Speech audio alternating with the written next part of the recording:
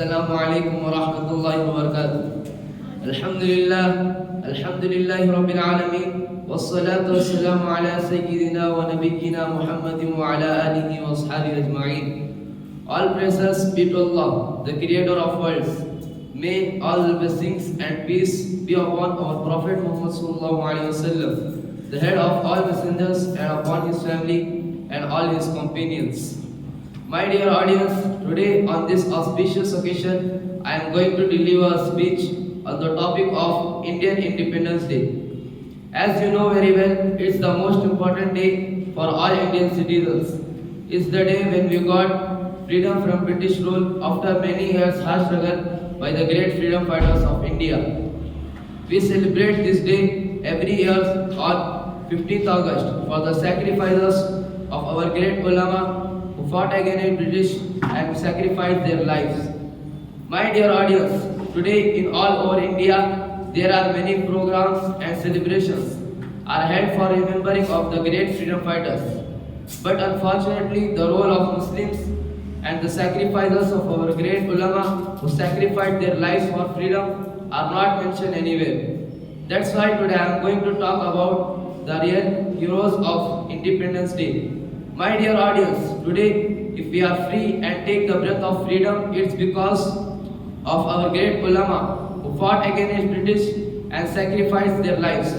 But it's very regret that today we are set to go to Pakistan. We are set a traitor. We are considered danger for the safety of our country. There is a biggest misconception propagated that Muslims have divided our country and they don't have any role in getting Indian freedom, which is totally baseless and fully wrong. In fact, if Muslims not fought against British, then India never became free from British. Because the real enemies of British were Muslims. It because British snatched political power from Muslims and Mughal emperors. Many Muslim emperors and leaders sacrificed their lives for freedom, such as Nawab Siraj-ud-Dawla rahmatullahi alayhi, Haidar Ali rahmatullahi alayhi, Tipu Sultan rahmatullahi alayhi, Maulana Shah Waliullah Muhaddis Dehlvi rahmatullahi alayhi, Shaykhul Islam Hazrat Maulana Hussain Ahmad Madini rahmatullahi alayhi, Shaykhul Hind Hazrat Maulana Mahmudul Hasan Deobandi rahmatullahi alayhi, Maulana Abul Kalam Azad rahmatullahi alayhi, etc. The list is too long. My dear audience, when the British found Hindu-Muslim unity against themselves, they played ambitious political card, divide and rule on religious base.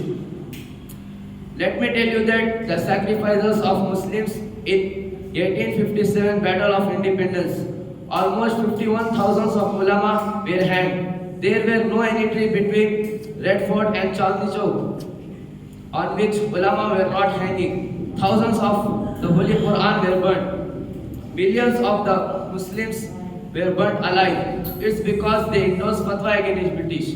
My dear audience, now I would like to ask you that how can you forget that the first person who endorsed fatwa against British was not anyone but a Muslim? How can you forget that the first person who fought against British was not anyone but a Muslim? How can you forget that the first person who said शेर की एक दिन की जिंदगी गीदड़ की 100 साल की जिंदगी से बेहतर है was not anyone but a Muslim?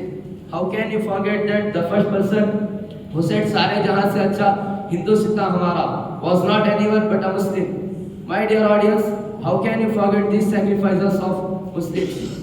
Now I would like to conclude my speech. So pray to God that Almighty Allah subhanahu wa ta'ala keep our country safe. Wa akhiru da'wana alhamdulillahi rabbil alamin.